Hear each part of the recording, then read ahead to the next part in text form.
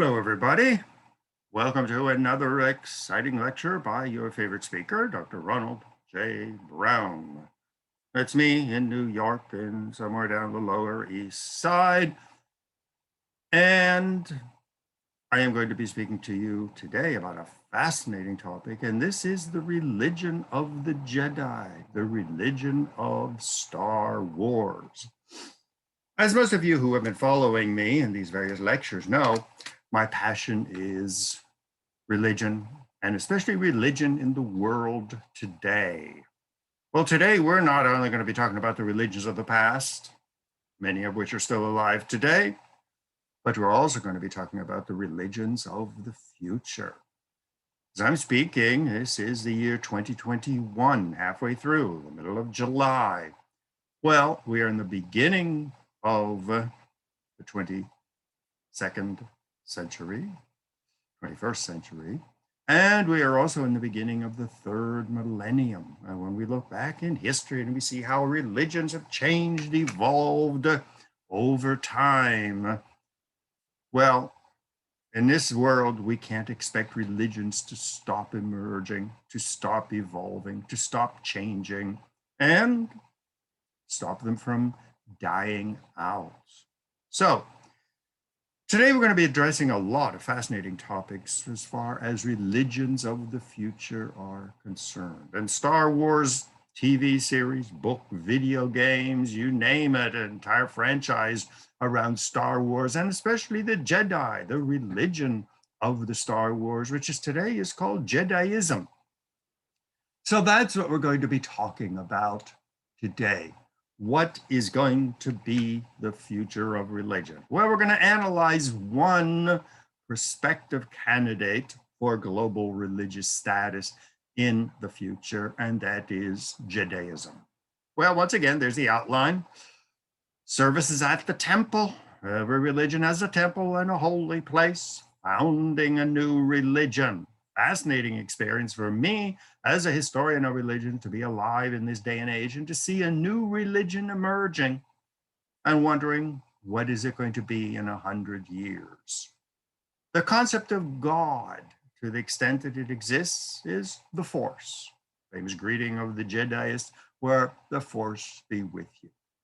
The evolution of a holy book, no longer a static, revealed by a divine personage in the past, but an ongoing revelation. Fascinating thing about the religion of the Star Wars is it is no longer earth-bound, human-bound, and limited to our short span from the evolution of humans in the Great Rift area of Ethiopia until today.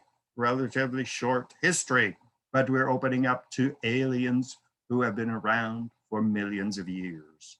The concept of the chosen one, very powerful concept, which is deeply rooted in Zoroastrianism and Judaism and Christianity and Islam, remains very powerful in this Star Wars vision of religion of the future. The use of modern technology. If you're going to attract people, you don't have to promise them heaven up in the space somewhere. You don't have to promise them wealth here on Earth. But the way to attract young people in this age of computers and artificial intelligence and everything else is use the latest in modern technology. And then finally, what is the present state of this new religion? And is it going to survive the ravages of time? So once again, let us get started, and we will see what we are going to find out about this new fantastic religious movement.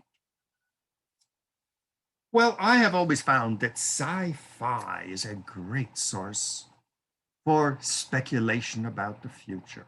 And all the visions of the future, whether it's Frank Herbert's, whether it's Star Wars, whether it is any of the other great writers of sci-fi, they have all included a God, a Messiah, some type of spiritual dimension.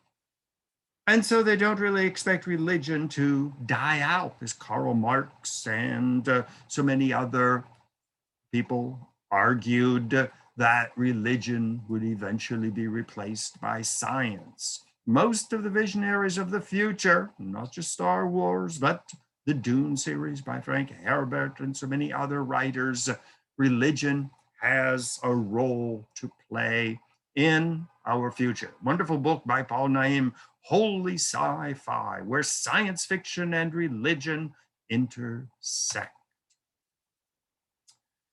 Well, religion is part of the Earth's religious heritage. On the right, you see me standing there in January a couple of years ago when I was in Ethiopia, and I was exploring the Great Rift Valley. And beside me is a skeleton of Lucy, one of the earliest humanoids who descended from the trees, began walking upright, and led to the evolution of humans. Well, along with walking upright, along with the developed brain and the gift of speech and the discovery of fire, religions have played a part in ancient history, going back from the earliest humans. Ancient Egyptians and other ancient people built elaborate tombs to guarantee the continued existence, prosperity, and happiness of their dead emperors and pharaohs and kings. A book by Alex Shelby, The Evolution of Religion, How Religions Originate, Change, and Die. I always tell my students, there are more dead religions in the garbage can of history than there are still surviving. Think of the millions of people who worship the gods of the Incas, the Aztecs, the gods of the Vikings, the Babylonians, the gods of the ancient Egyptian. And when we look at the chart in the middle, the evolutionary tree of myth and religion, going back into the age of Lucy and the first humanoids, and see so many dead ends, only one or two emerging into a religion which is still alive today. Many stagnate and hang on for a couple more thousands of years. Others grow and flourish. Others split into rival denominations. And who knows what the future is going to bring. Well, if you are a Jediist, followers of the religion of the Jedi, central in your mythological world, and very prominent in the Star Wars films, is the magnificent Jedi Temple on the far distant planet of Coruscant. On the right, you see the symbol of Jediism. Every religion has a symbol, whether it's the crescent moon, the Star of David, the cross, whatever it is, you have to have a symbol. And in the picture, recreation made out of little building blocks, Lego blocks, we see the magnificent temple. And in the Star Wars film, the temple is recreated and all kinds of religious activities transpire at this temple. And here we see how elaborate this temple is, with the front entrance, the back entrance, Yoda, the leader of the Jedi's room, the archives, training rooms, communication control, high council, meditation, gyms, lightsaber crafting, room of 1,000 fountains, meditation chapel, all built around the natural spire, which somehow is strong in the force of the universe, the force that gives life to the universe. And so the Jedi Temple complex is central to the religion of Jediism. Of course, it only exists in the films of the Star Wars, but as we're going to see, it has taken on a very real existence in the many denominations which have emerged from these films. Here we see views of the temple, the main monumental entrance with the Jedi founders who built this magnificent temple. The great stairways, or it could almost be a Catholic cathedral or a mosque or a synagogue. Perched high above the temple is the great Council of the Jedi, who, a religious order composed of people from many different planets, many different humanoids, with Yoda on the right, the tiny creature seated on one of the thrones. Well, this is, for the followers of Jediism, a very real place, even though it was created by Hollywood, and it was a place which, as far as we know, never existed, but it has become real. It has become part of the myth, part of the founding stories of this new religion of Jediism. Well, what is so fascinating for me as a historian of religion is to witness the rise of a new religion. This religion dates to 1977, when the very first Star Wars movie appeared, the first of the original trilogy, followed by backstories, future stories, video games, books, literature, conferences, religious denominations. So in a way, I was here at the birth of a religion. Fascinating. Now, of course, making religions is about the same as making sausages. You don't want to see how they are made. You just want to enjoy the good taste. But God forbid that you should ever ask what is actually inside this sausage. You'd never touch it again. But the same thing with religions. As long as their origins are in the far distant past, we take them with a certain silent veneration. The flag at the left, this is the flag of Mexico. Well, the Aztecs were a nomadic people roaming around North America, and they were promised by their leading god that when you stumble upon an island with a cactus, and on that cactus is perched an eagle, and the eagle has a rattlesnake in its mouth, then you will know that you are my chosen people, and this is my chosen holy place, and you will build your capital there. Well, of course, when stories like this are ancient, like Abraham and Isaac and Buddha, and all of these ancient stories, we take them with veneration. And the Mexicans until today have this mythical story on their flag. Well, when it comes to Star Wars, we don't have that historical perspective. And that poses problems because when it's a brand new religion created in 1977, we tend to be pretty skeptical. Religions are supposed to be ancient, whether it's the ancient Hindu Gita, written thousands of years ago, the Jewish Torah, created by Jews believe this figure of Moses. The Christian Holy Bible, it's a little bit more recent, about 2,000 years old, but 2,000 years gives it a certain legitimacy. The Quran is even more recent, and of course, scholars are always taking these books and tearing them apart, but don't tell a Muslim that there's a mistake in his Quran or it is mythical. Beside the Quran, we see the founding legend of Japan, where the god came down, created humans, raised up the islands from the bottom of the Pacific Ocean, and created a new holy land, a new holy people, and left behind the emperor, who is the son of the sun god.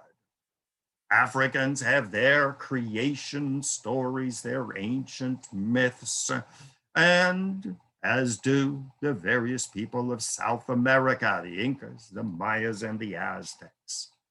Mythical origins, long time ago, we take with a certain reverence. But when they're new religions, we tend to be skeptical. For example, the Book of Mormon. We're talking about the 1840s. People are a bit reluctant to accept some of these rather fanciful stories, but yet millions of Mormons today accept it as another testament of Jesus Christ. The Rastafarians from Jamaica and the diaspora have their own Bible collected from the writings of Rasta leaders and Emperor Haile Selassie of Ethiopia. Even more recent are the world scriptures and the teachings of Reverend Sun Myung Moon of the Unification Movement. L. Ron Hubbard Dianetics, a modern book of religious teachings. Once again, a recent book. Voodoo have come up with their own collection of sacred writings. Another person who I witnessed was Our Lady of the Roses, Veronica Lucan, out in Bayside, Queens, with her visions and revelations taking place in the Flushing Meadows Park. So I've been fascinated by not just the old religions and the ancient books, which I studied well when I did world religions at Harvard Divinity School, but especially new religious movements, teaching periodically at the Unification Theological Seminary, going to Salt Lake City, traveling around the Caribbean, followers of Rasta, visiting Haiti and New Orleans to study the emergence of voodoo as a major world religion. This is a fantastic experience. Well, the Star Wars films and the whole product that emerged from these early films were created by George Lucas. He was born in 1944, which makes him a little bit older than me, and grew up a Methodist.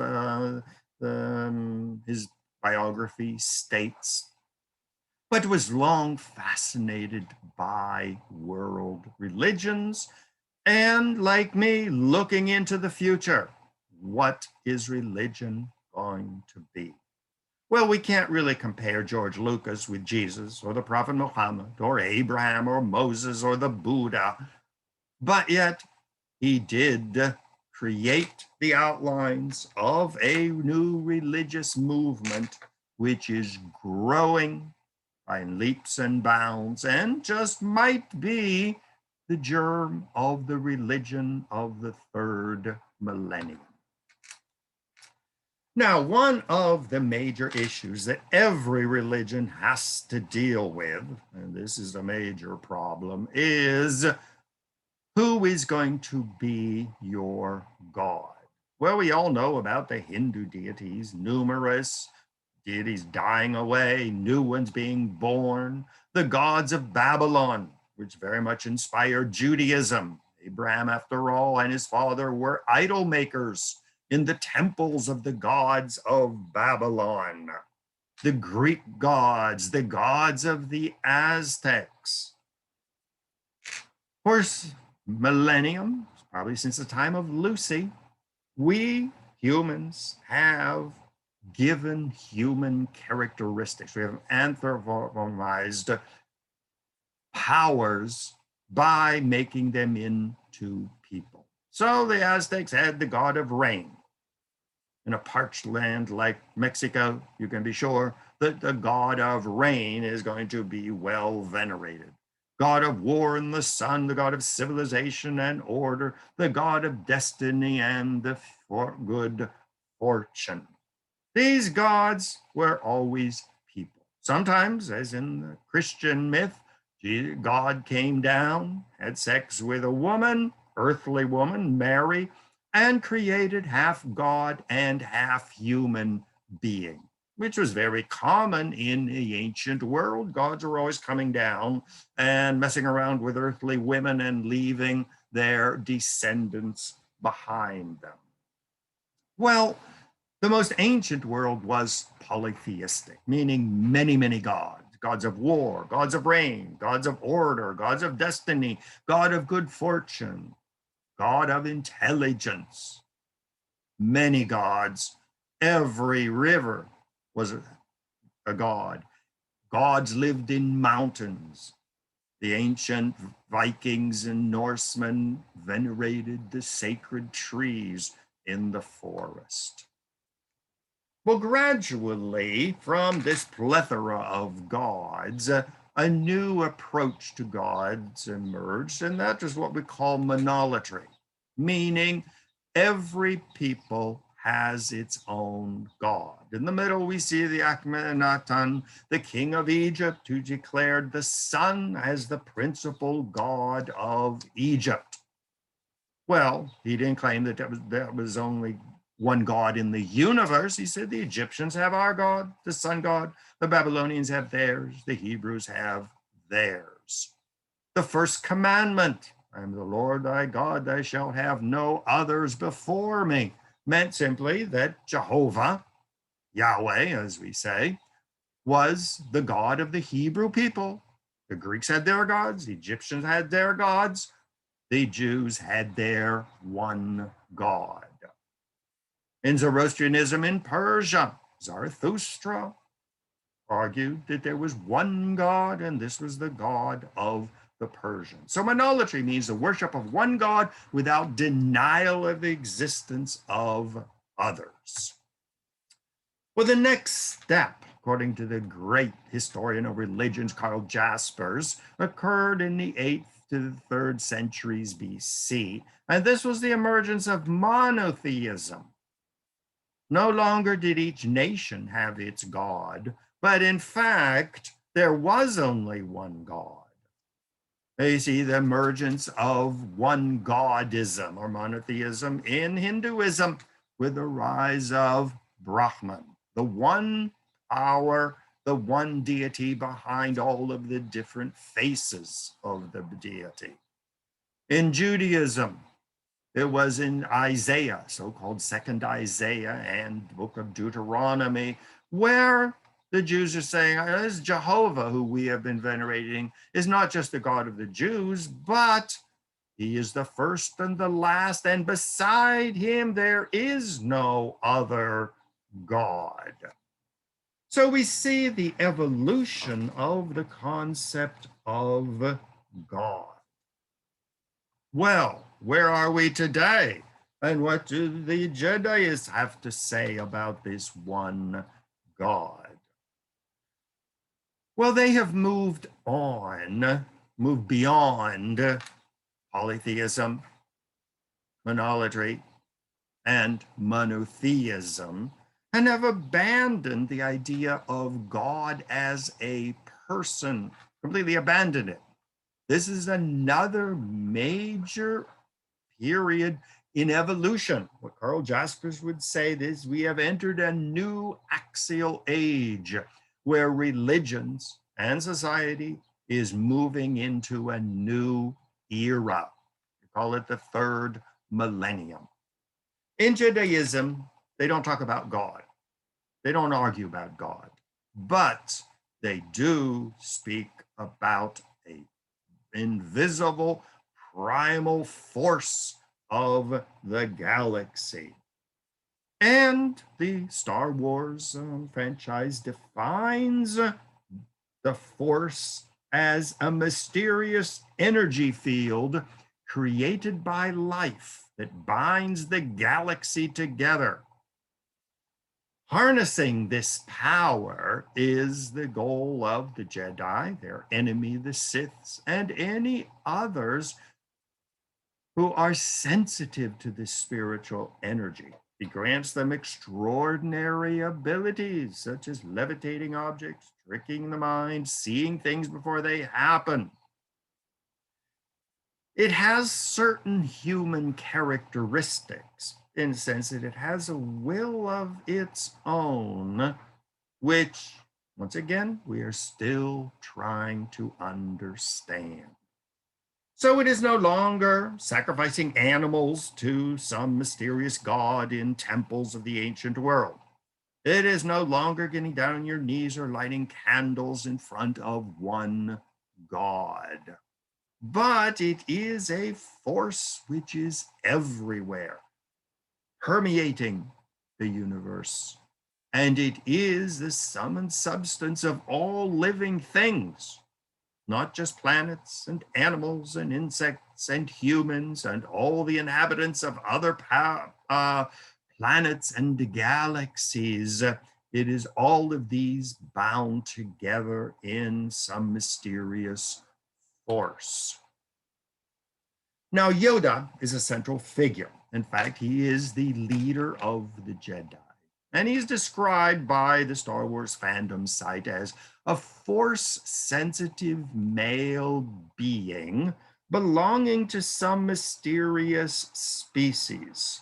He was a Jedi master who witnessed the rise and fall of the Galactic Republic, which he was deeply involved in, and the rise of the Galactic Empire. He was revered for his wisdom and power.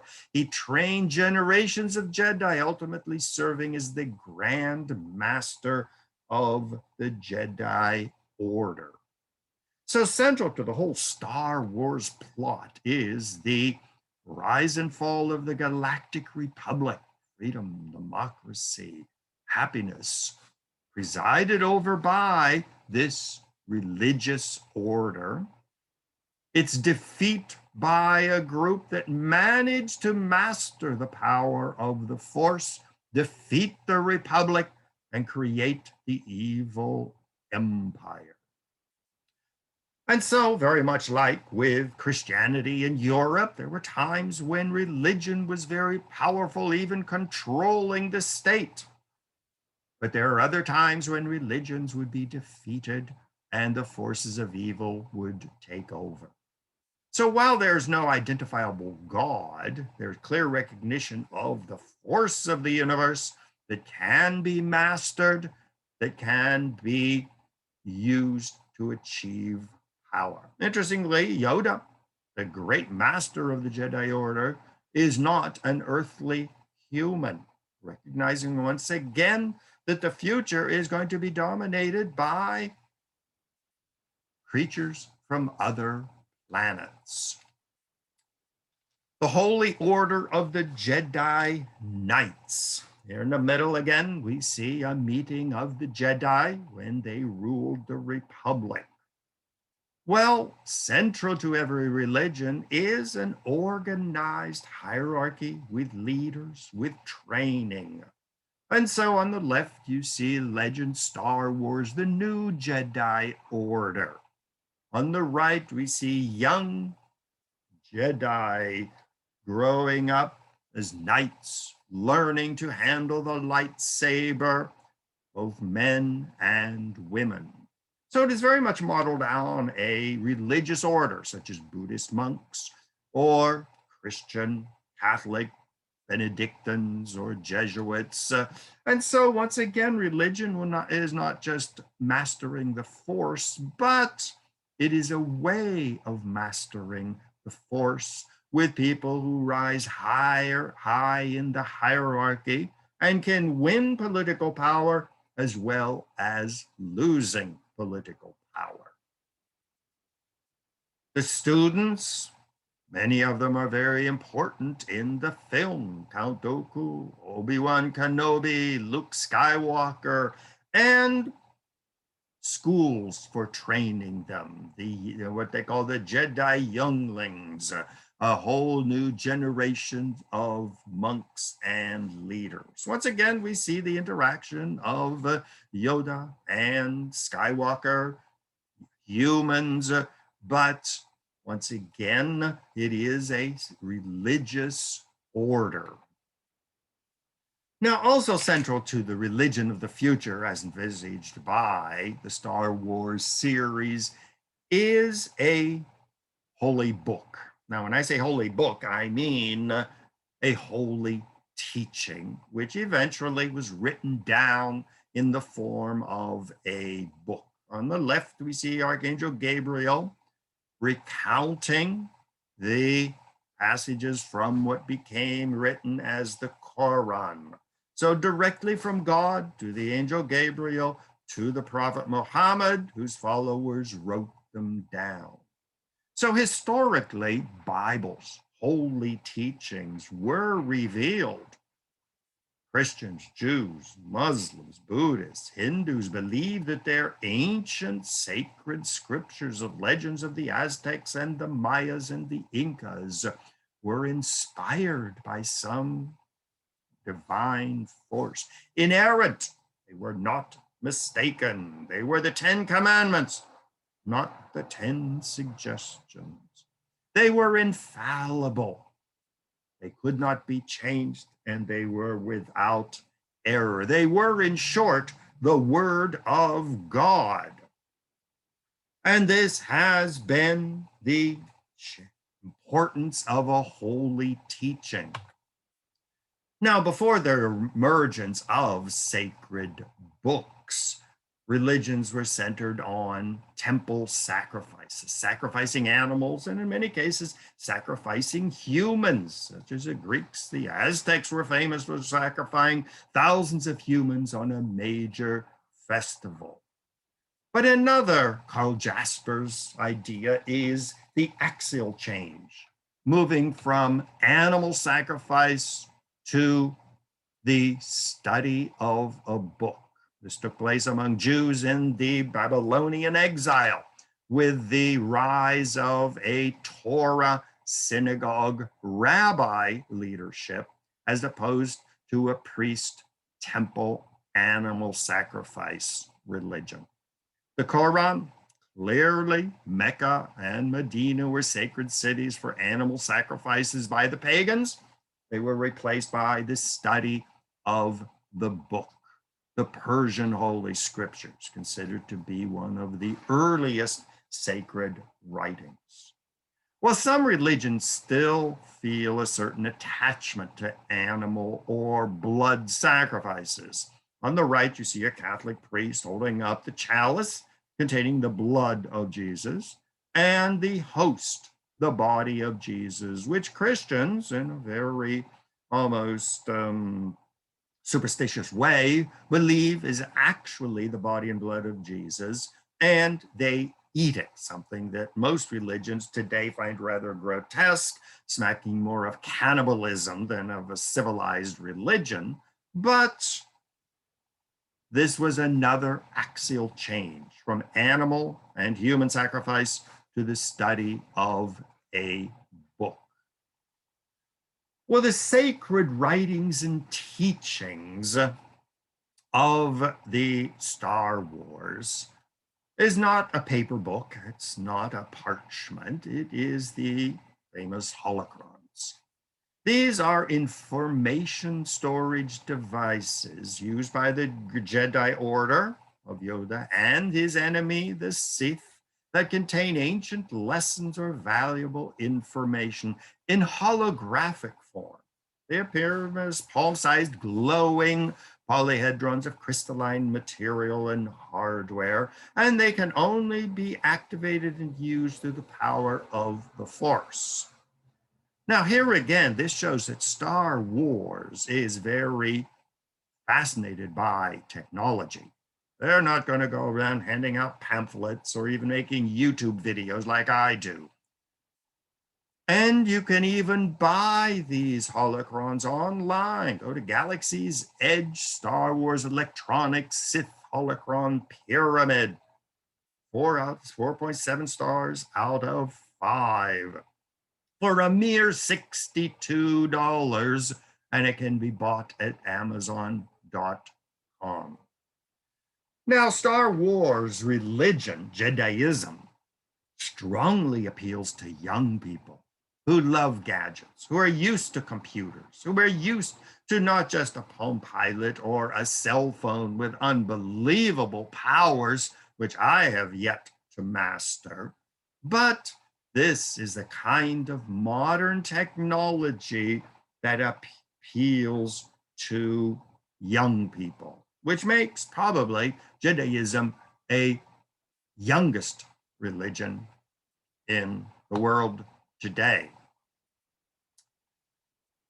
Now, books have been very important, and translations have been very important and have caused all kinds of problems.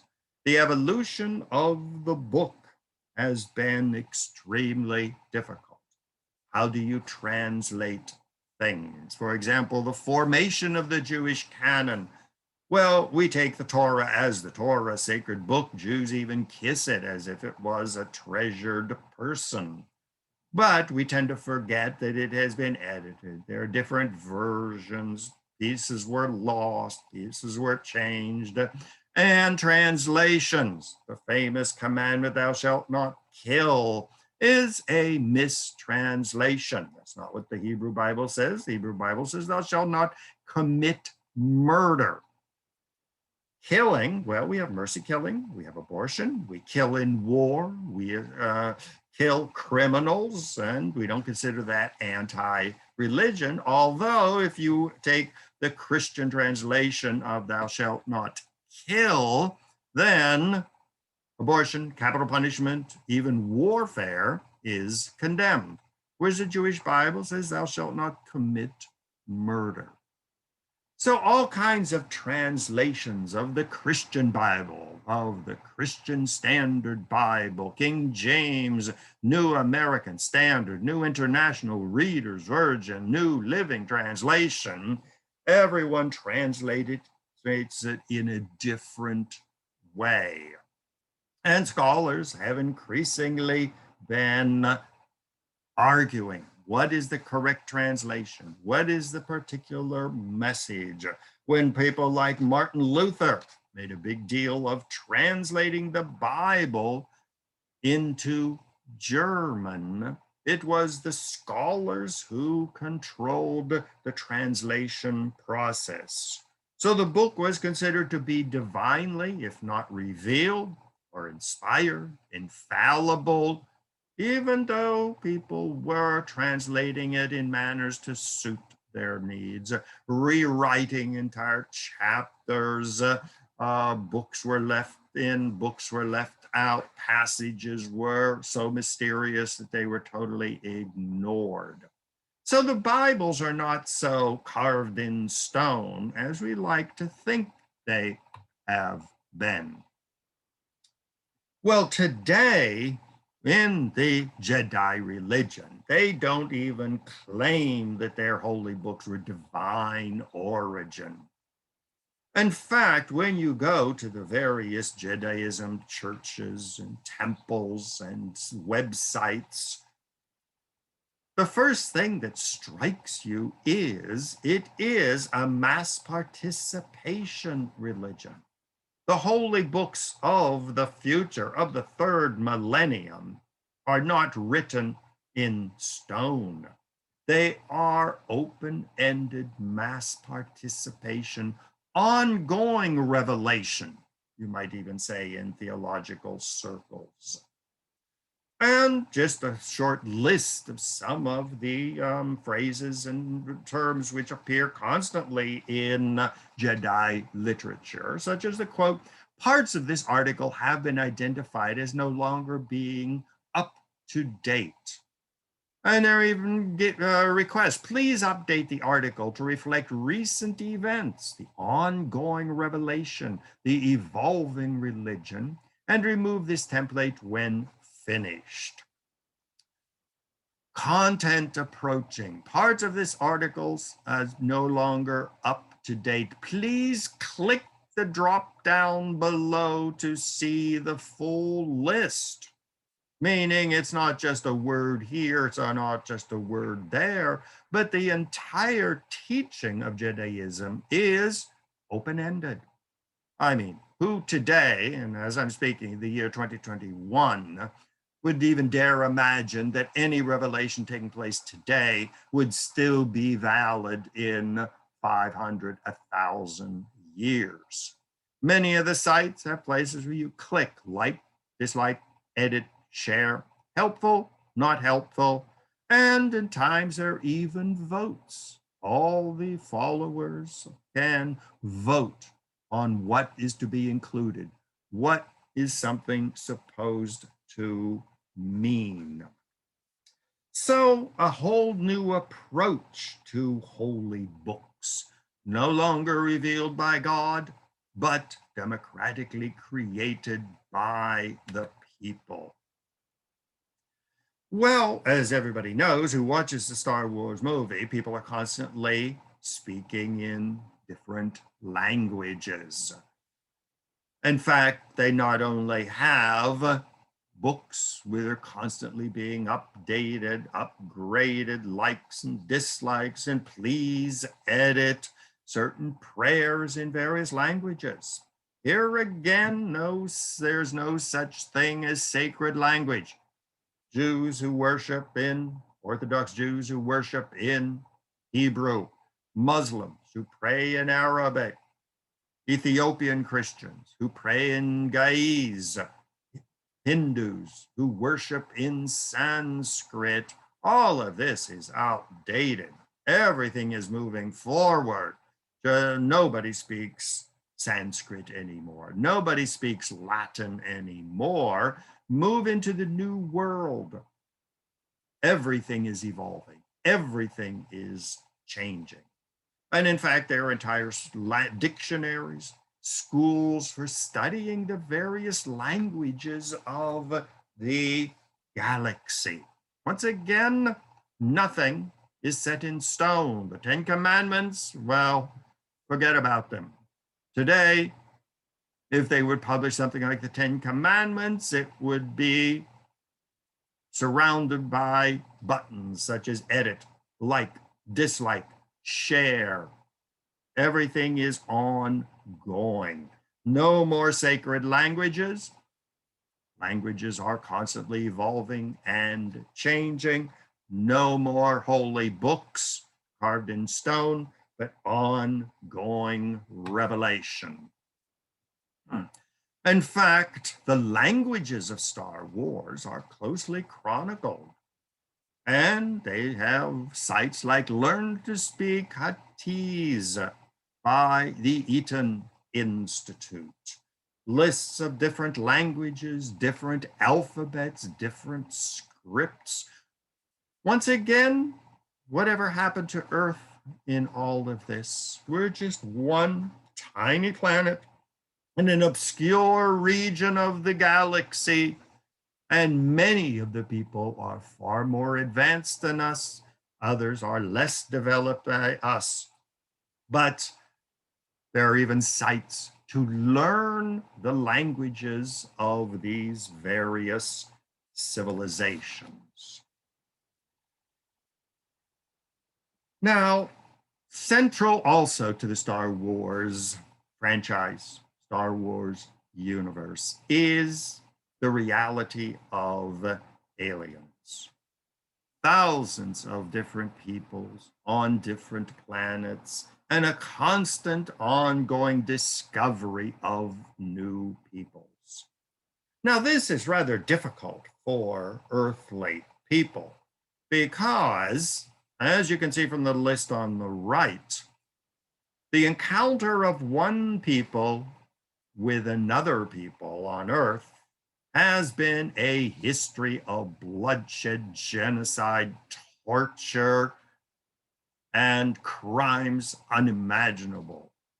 When the Spanish took over Latin America, forced conversion to Catholicism, stamping out their traditions, book burnings, temple destructions, priests' mass slaughter, a genocide of unbelievable brutality, still done in the name of Holy Mother the Church and the King of Spain. When the English occupied Ireland and spread its empire from Ireland and Scotland and Wales to Africa and Asia, I mean, they had no love for the original people, exterminating the Native American Indians, pushing the blacks out of South Africa, sending in settlers to take over.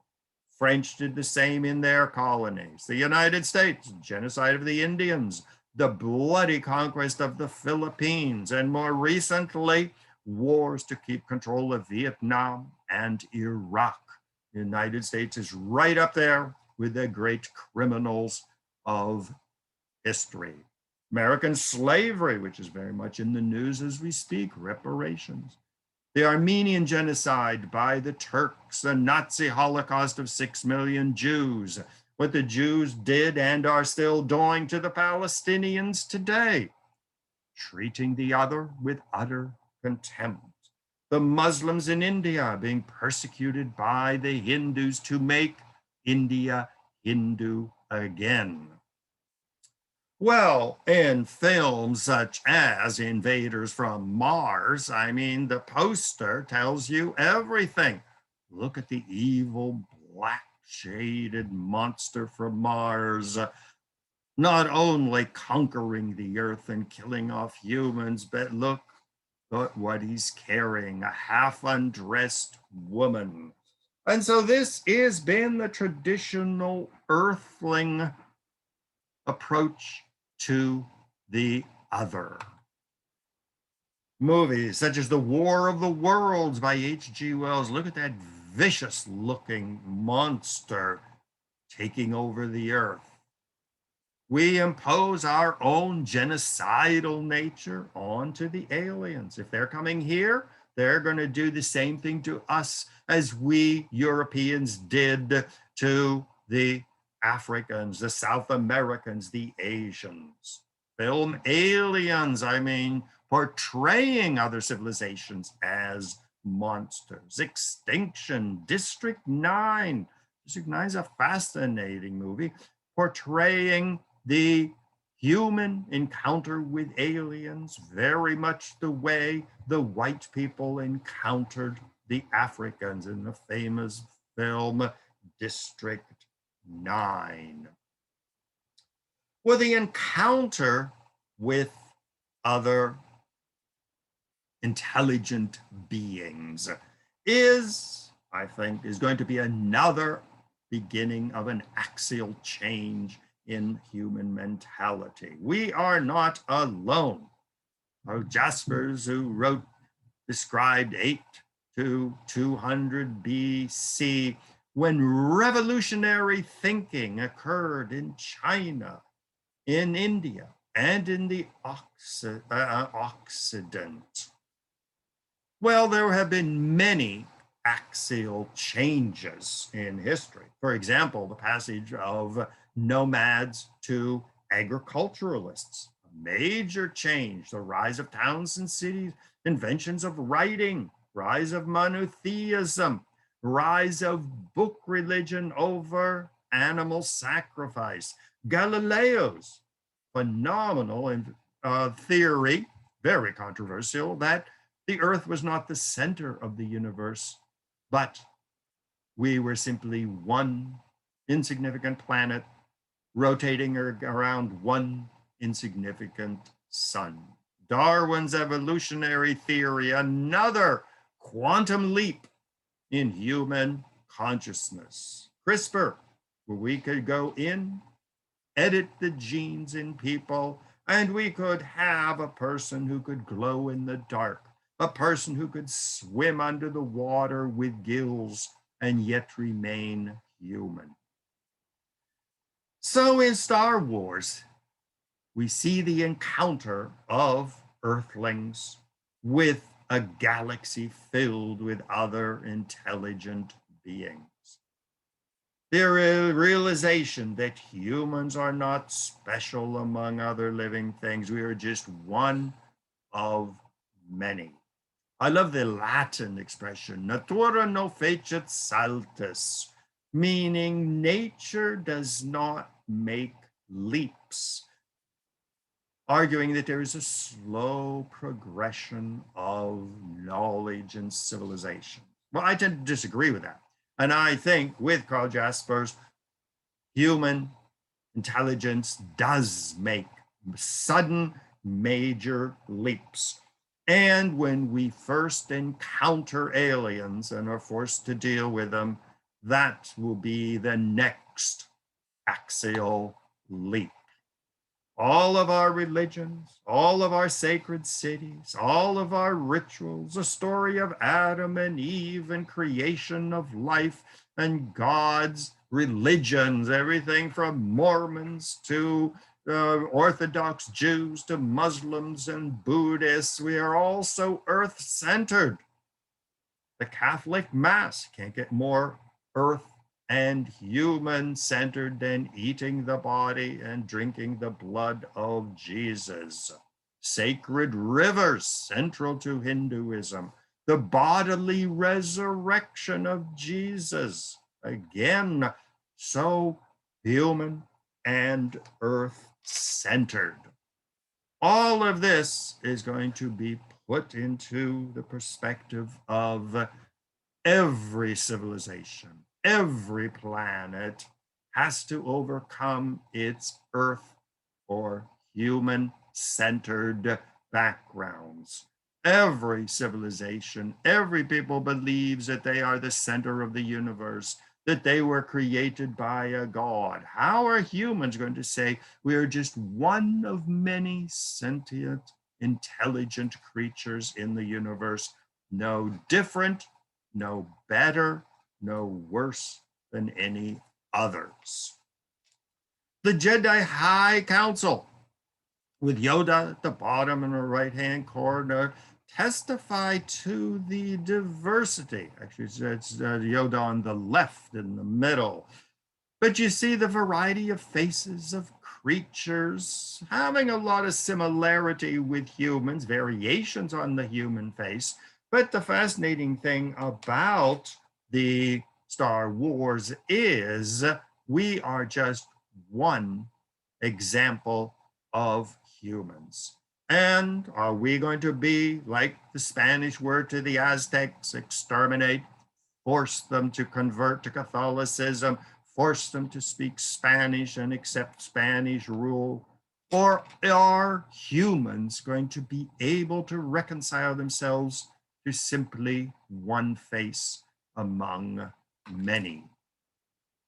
So this galactic encounter will totally question the human-centeredness of our planet, that we were created by God, that we are the chosen people, that ours is the sacred city, that we have a divine destiny. And then when we come up and encounter 1,000 other civilizations who believe the same thing, will there be, typically human, massive wars of extermination, forcing the people of Mars to convert to Judaism or Catholicism or Islam or Buddhism or Hinduism? Or will humans be able to accept, for the first time in their history, the other?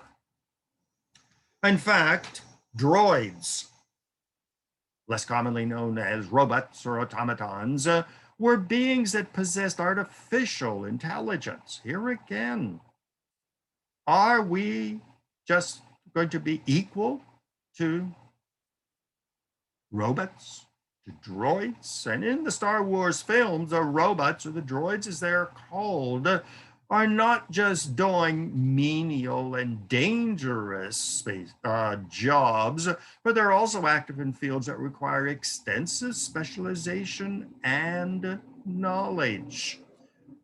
So we're not only alone by people who we are going to meet in the universe, but even we are going to create creatures which just might be human and intelligent after all. So what's that going to do to our cherished notion of soul bodily resurrection, when maybe we will even evolve that we will no longer have bodies?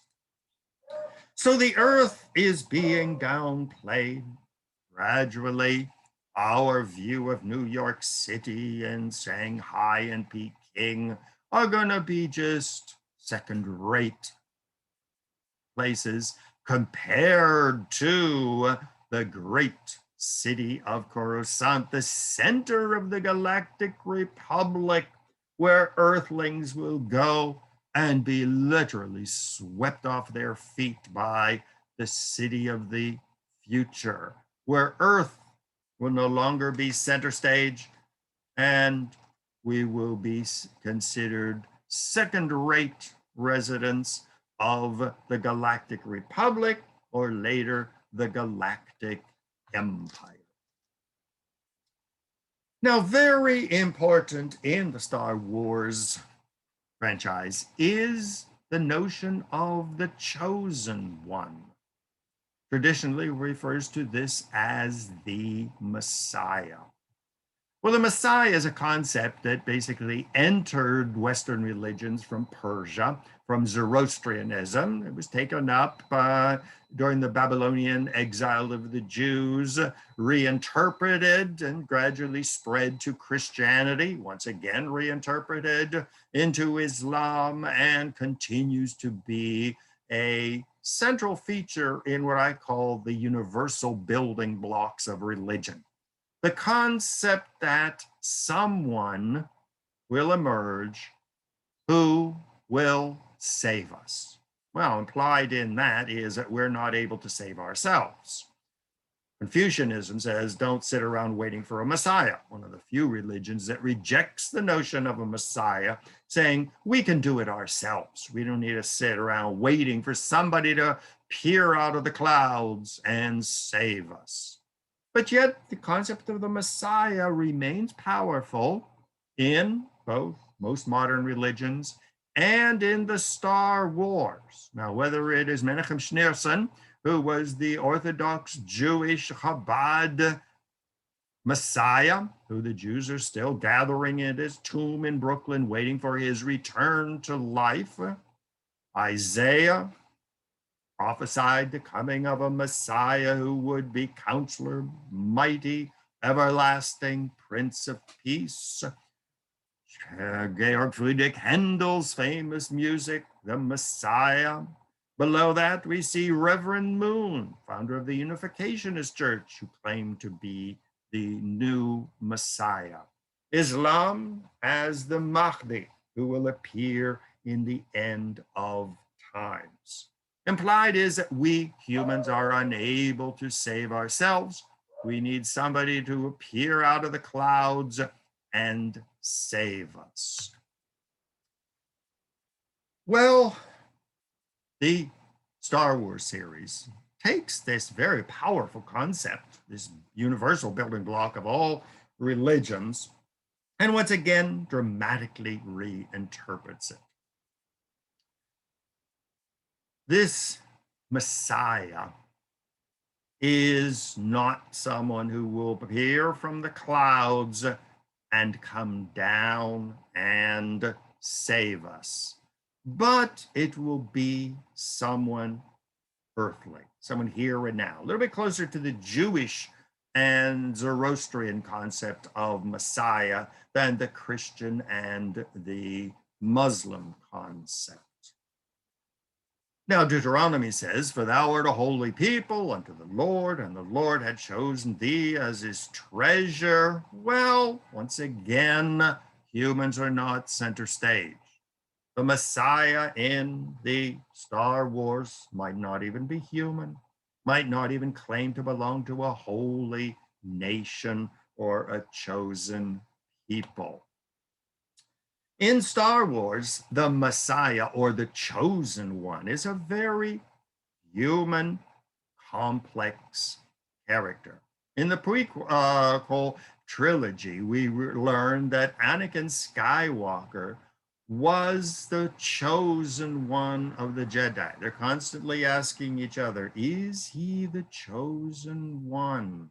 But here he is, a kid, young guy, who is learning the tricks of the trade to become a Jedi.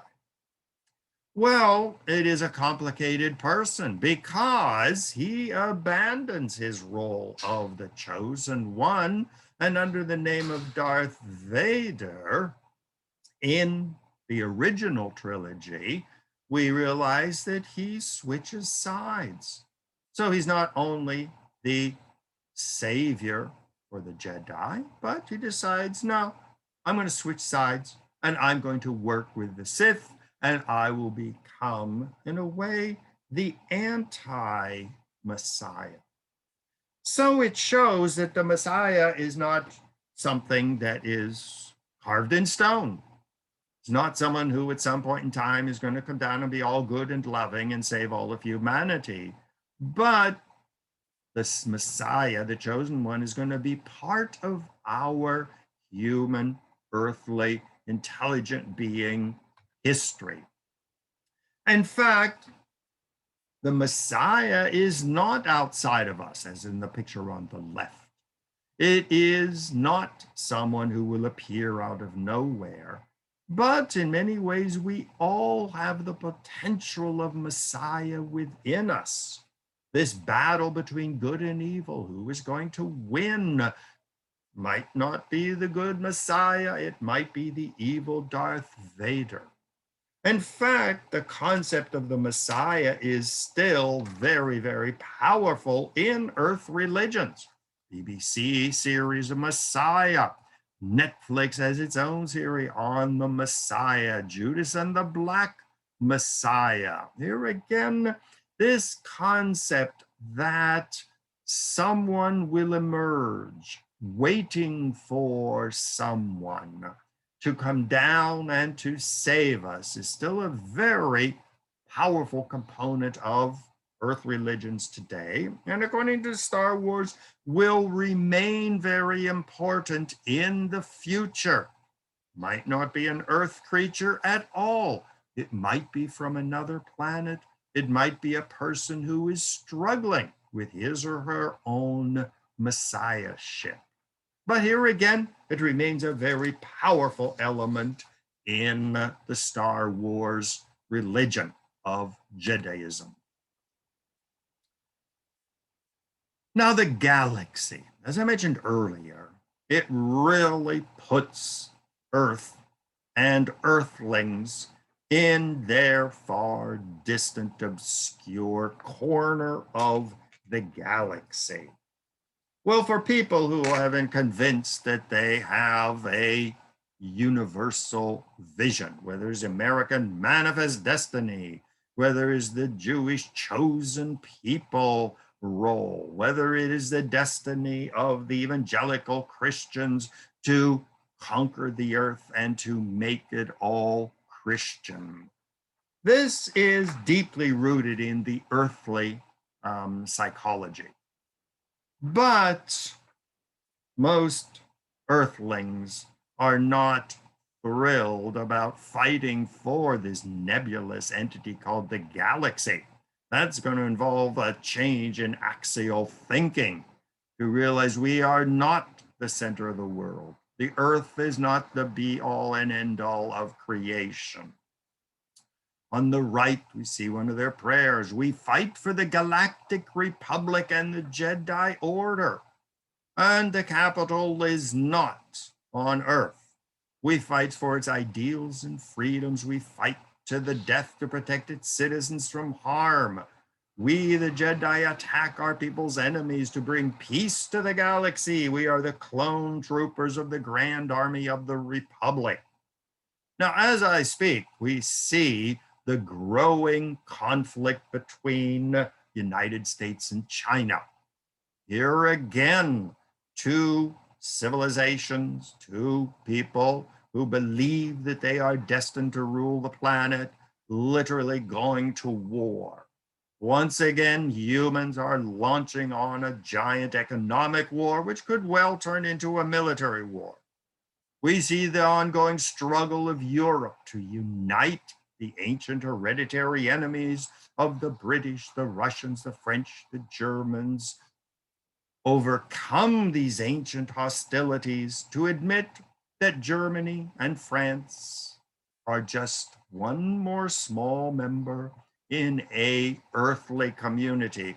Well, these countries can't even agree on their common European identity, with Brexit, Great Britain wanting to go it alone, its hostility against Europe, be independent, in control of our fate. But the concept of thinking as an earthling, well, we're still far from that. And to think as a member of a galaxy, and you can see the map on the left showing the plethora of planets, of inhabited areas, of spaceships, where people will no longer even be required to live on a planet. Planetary thinking is difficult, and galaxy thinking will be even more difficult. But yet humans are curious about what's out there. Beginning with Yuri Gagarin, who escaped the Earth in 1961 and became the first cosmonaut. When Earthlings from the United States walked on the moon. When China, when India are eagerly exploring these other planets, exploring the moon, the dark side of the moon, spending fortunes to try to discover what is out there. We are curious, but we are fearful. And a lot of people are saying, what would happen if we would discover other creatures on Mars or some more distant planet? Would we do to them what Earthlings have done to the other constantly in our history? Central to the theme is first the Galactic Republic, once again reflecting Earth history, where the Galactic Republic ruled by the good Jedi was overthrown and defeated, taken over by the evil Galactic Emperor, and rebaptized as the Galactic Empire. So here again, the future is not going to be rather clear-cut. Good and evil are constantly at battle. This is something we have to work out. Even the Messiah, who's going to return the Jedi to power, overthrow the evil Galactic Emperor, these are all part of history. Don't sit around waiting for a Messiah to come on a cloud to solve all of your problems. Future history is going to be as complex as the past and present histories are.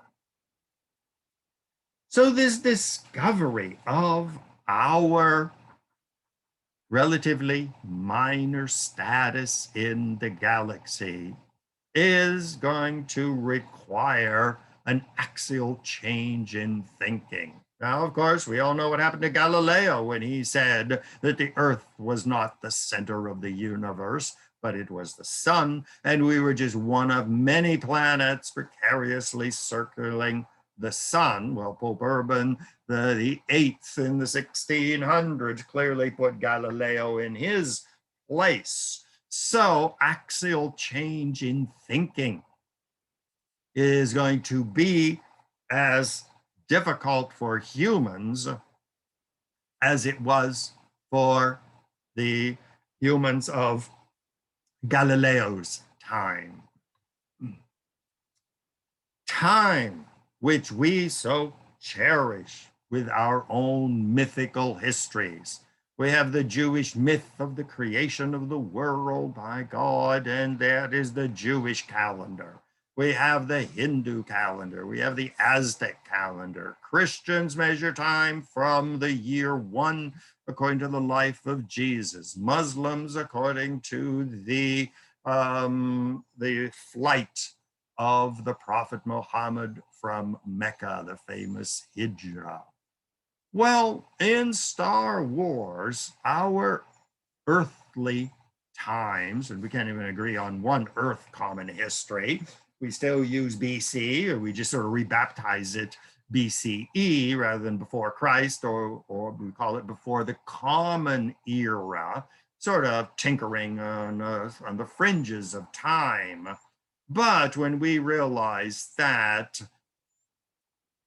time has existed from long before the Big Bang with the rise of civilizations, and time will exist far into the future when the sun explodes and consumes the earth. And so Star Wars come out with their own calendar. They have articles describing the names of the months. Of course, always with edits, because concept of time, new revelations are going to await.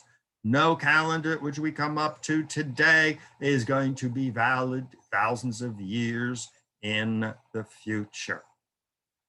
And so we see this time so important in understanding the universe and understanding the minor status of humans in this history is central.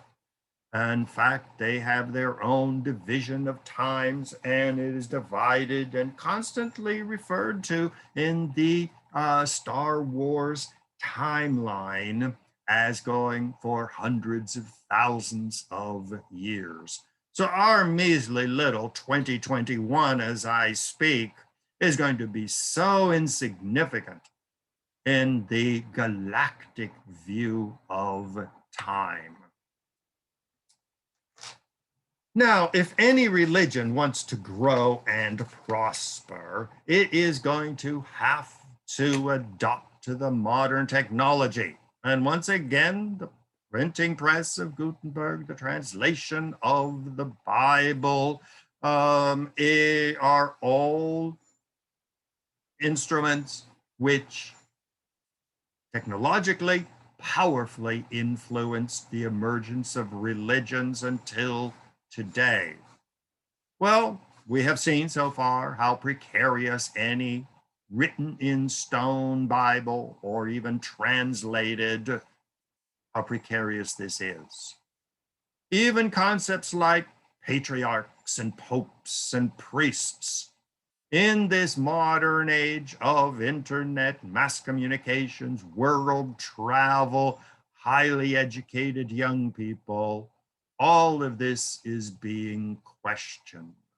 And central to the Star Wars religion of Jediism is very much Martin Luther's statement of the universal priesthood of all believers, meaning we have moved beyond bishops and cardinals and priests who are ordained and are given special magical powers. According to Judaism, the powers are inside of everybody already. We don't need a seminary and an ordination to access these powers. This is a new age when people are taking control of religion, just as they are now free to edit, to like, to dislike the sacred scriptures, so they are free to follow whatever religious figure they want or to cultivate their own priesthood from within. Well, this idea of religions adapting to changing circumstances is really age old. Billy Graham, first one preacher to master the power of radio, mass rallies, tent revivals, was a pioneer in technology, just as Martin Luther King was a pioneer in mastering the technology of the printing press. Today, we have preachers taking to Twitter, taking to Google, taking to Sirius XM and becoming televangelistic preachers. Pat Robertson, televangelist, once again on the cover of Time. So it is no longer the duly ordained priest or bishop or cardinal or patriarch or chief rabbi who we look to for inspiration. Now any person can find the power, the force within him, master the force, and become a Jedi in his or her own right. Well, the Jedis have, and their churches which they have established, have really mastered technology. We see the Star Wars canon timeline. Once again, episode 1, the famous Phantom Menace. Very important for understanding everything that comes forward. And look at all of the different films, comic books, novels, TV shows, video games, contests, conventions, online religious services, fashions. Can't have a religion without fancy clothes, accessories, having all of the latest technological gadgets from Star Wars.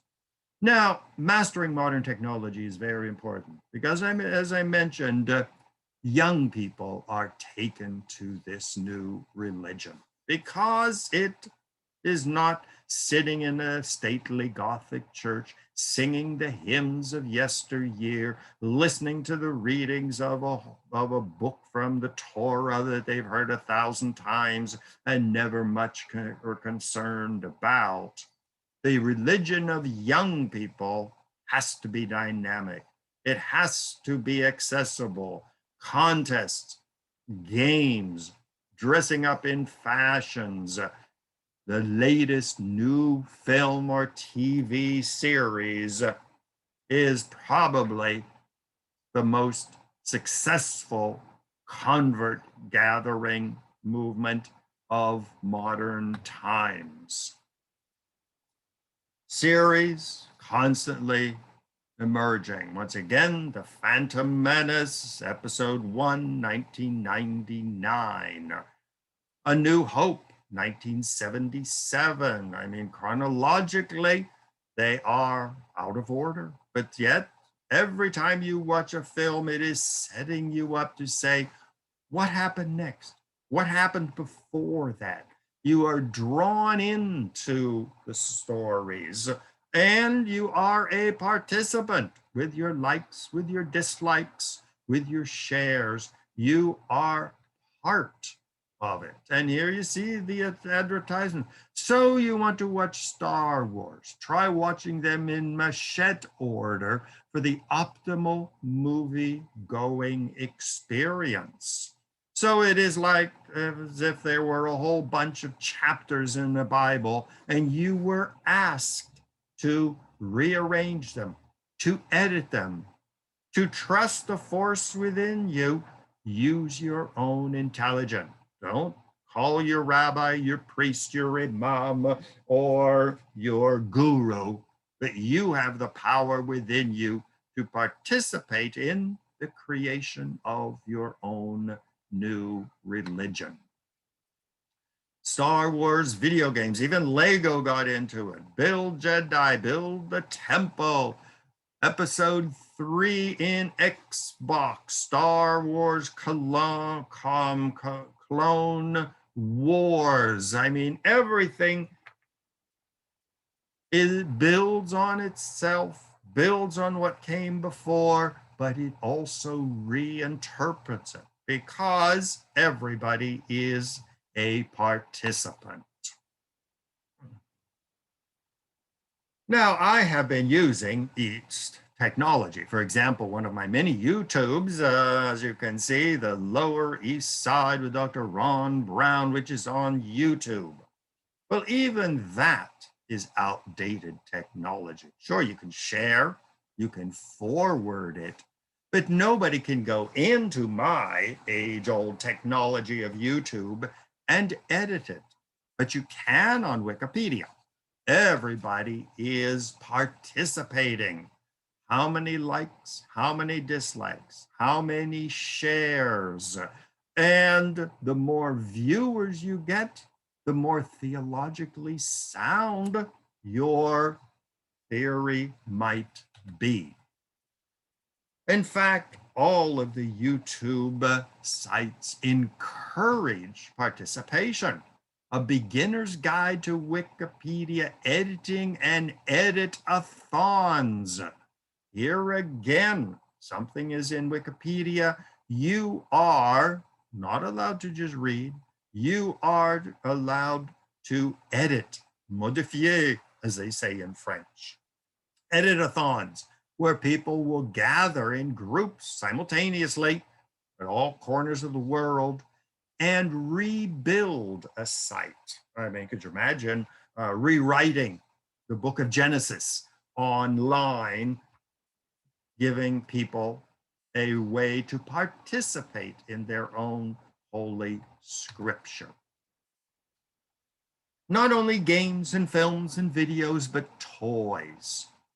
Lightsaber duels. The lightsaber here is again a toy, but you see the battle going on using modern technology. Now, this sword, the lightsaber, has become iconic to the Star Wars. You can't have a Star Wars movie without at least 20 minutes of fighting. Once again, the struggle of good against evil, the struggle to decide which side you are going to be on, the side of good, the side of evil. But even what are good and evil, where you can have Darth Vader, who was formerly good, become evil and become good again. Well, this really attracts young people, whether it's video games where you fight your wars. You can buy your lightsaber academy. You can get your own sword. You can take training classes, such as we see on the right, your first step. I mean, learn how to master the lightsaber. Here again, attracts young people, but it brings them deeper into what lies behind the struggle between good and evil, growth, and achieving a higher awareness. Classes, workshops, academies abound, and you can take them here in New York, you can take them in California, you can take them in forest countries. Puzzles, mazes, word games, and more based on Star Wars. As I'm speaking to you, this is the age of the pandemic, COVID-19, hopefully coming to an end. Well, I'll tell you, college education, as well as school education, has learned a lot from all of these different Star Wars videos. There's more to teaching history, which I do, or teaching religions, which I do, than giving somebody 20 pages to read. I can put a YouTube video on. I can have them play games where they can master a language by playing games. Once again, not appealing to the old guard religious followers of ancient cults and sects, but appealing to the new generation. You too can win. You too can become a Jedi. Discover the force within you. Master your own internal Jedi skills. Now, when you become involved in all of this, you are not considered a convert. We don't use words like you belong to a congregation, since there is no congregation. In fact, the word fandom has emerged as the way more and more people identify with the Jediism. Here we see a kid's guide to fandom, exploring fanfic, cosplay, gaming, podcasting, and more in the geek world. Digital fandom, where home, fandom, fun, and hidden homages in Star Wars: The Force Awakens. Exploring the rise of fandom in contemporary consumer culture. This is the way people identify with not only new religions, but as musicians, the latest cult film, the latest book, or the latest cult. Here again, it is identifying in a certain way, not going to church on Sunday and being listed as a member and sending in your contribution. It is not becoming a member of a synagogue and supporting Israel and identifying as a tax-paying Jew or Israeli. It's a whole different way of becoming part of something that is bigger than you. That you are a member of the Star Wars fandom club. So fandom has replaced congregations. You don't have to go anywhere and sit in church and listen to somebody spoon feeding you the teachings. You can be at home, you can participate, you can do videos, and you can edit and even write the latest Star Wars document. So where is Jedi going to be in 100 years, 200 years?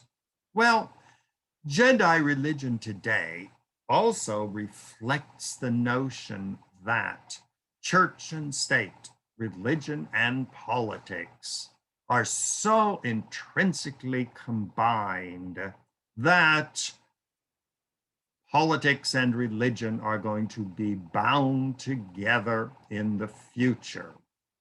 Now, of course, Jesus tried to separate church and state. My kingdom is not of this world. Buddha tried to do the same thing, renouncing his role as a king.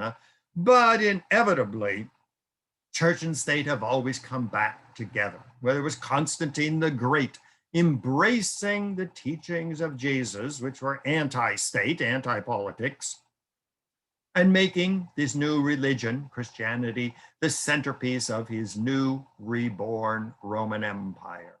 Islam never accepted the separation of church and state, as we've seen from ISIS and the rise of the Islamic republics. Samuel P. Huntington, my old professor at Harvard, wrote the famous book, The Clash of Civilizations, Remaking the World Order, argues that in the future, church and state are going to come back together, and the future is going to be a future of religious warfare.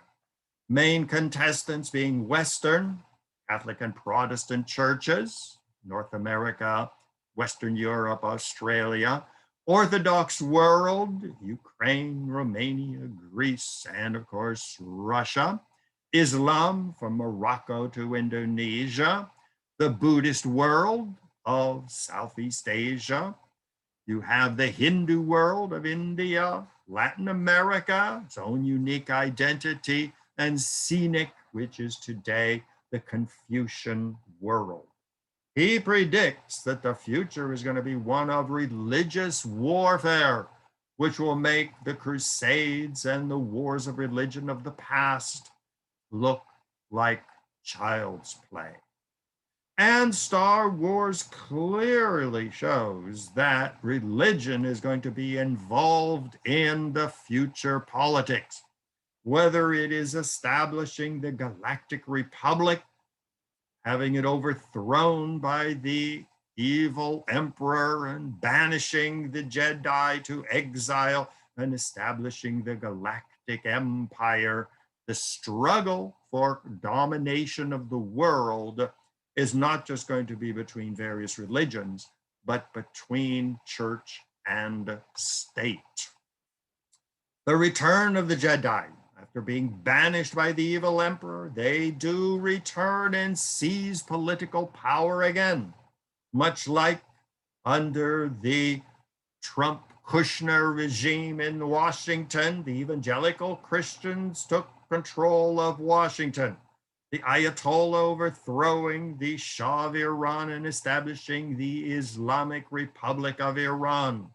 Vladimir Putin turning from his communist roots to becoming a major spokesman for the revival of the Orthodox Church. Saffron tide of the BJP, turning India Hindu again.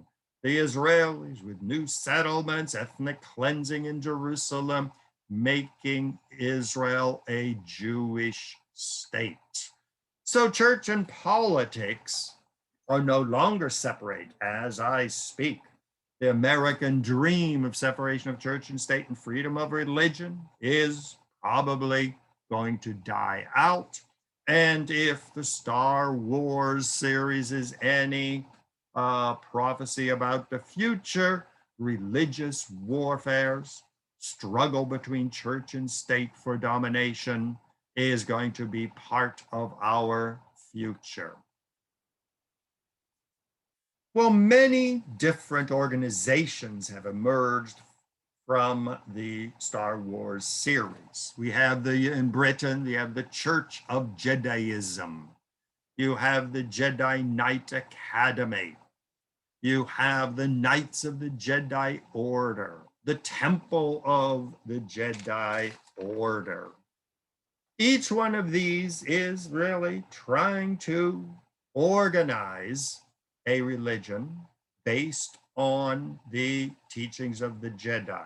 Well, unfortunately, if everybody able to participate, to edit, to be a major player in this new religion, it's very difficult for one established organization to seize control of the movement.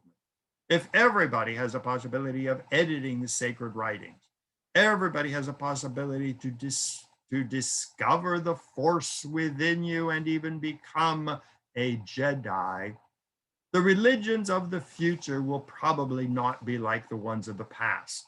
Powerful Catholic Church ruling for thousands of years, rabbis and synagogues dominating Judaism, Islam struggling to again establish an Islamic republic, a Shiite republic in Iran, or the Sunni Islamic State.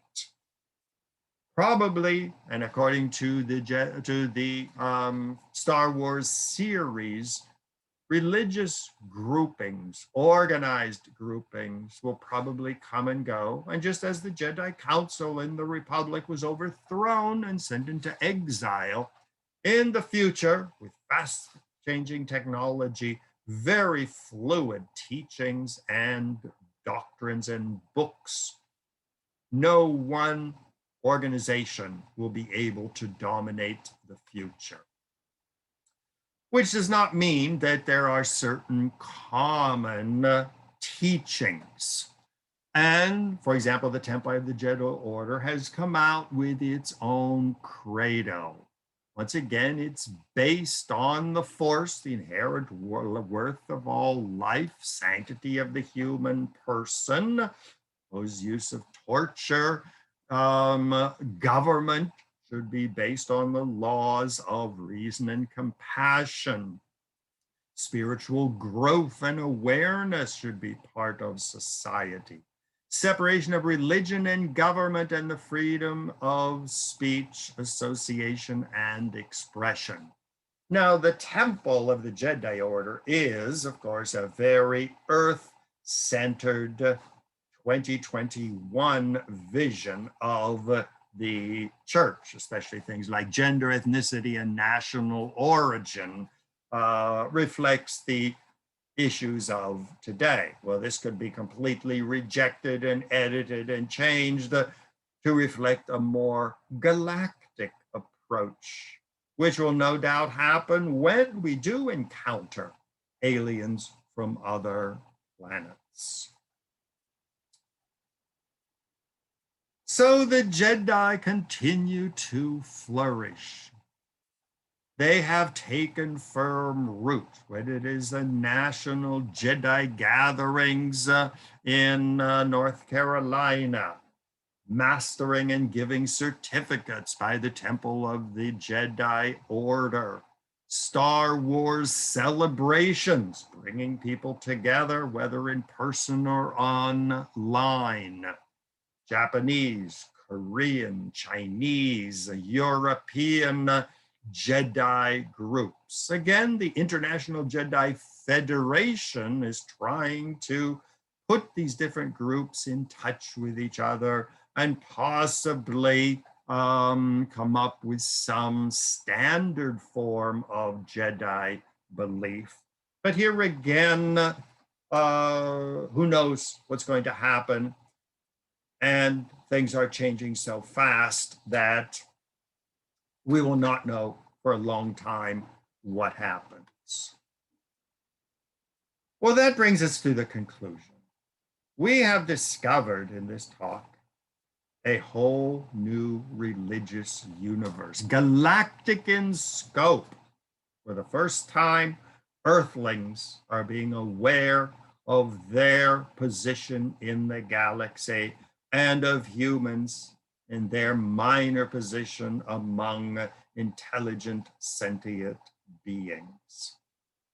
Well, at this point in time, I'm speaking to you in the month of July 2021, it's up in the air whether this rather fanciful Jediism will take root and become one of the major contestants in Samuel P. Huntington's galactic earthly war of religions, or whether Jediism will fade away.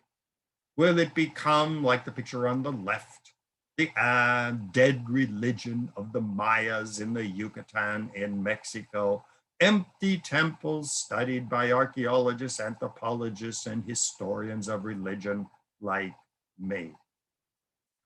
Or will it take root, since it does reflect a lot of the major issues humanity is confronting? Will it take root and spread? Will it become an instrument for overcoming the earth beings' love of warfare and religious persecution and lead Earthlings to broaden their scope? What is a holy book? What is a Messiah? What is a God? What is religion? What is the force within you? Does Jediism plug into these issues? Does it produce a serious attempt to envisage religion of the third millennium? Now, of course, Jediism is not the only religion confronting the future, asking serious questions. On the right, we see the divine principle, the teachings of Reverend Moon and the Unificationist Church. There are thousands of new religious movements out to capture the spirit of the age, to take root and spread among humans, and prepare them for the challenges of the third millennium. So thank you very much for joining me. Once again, this is Dr. Ronald Brown. If you have anything you'd like to share with me, contact me through ronbrownmedia@gmail.com. Love to hear any comments, any contributions, any criticisms that you might have, and I would love to have you share them with me. So, from the future, from the Temple of the Jedi movement, thank you very much for joining me, and I hope to hear from you in the future and see you in the future. Thank you very much. Bye-bye.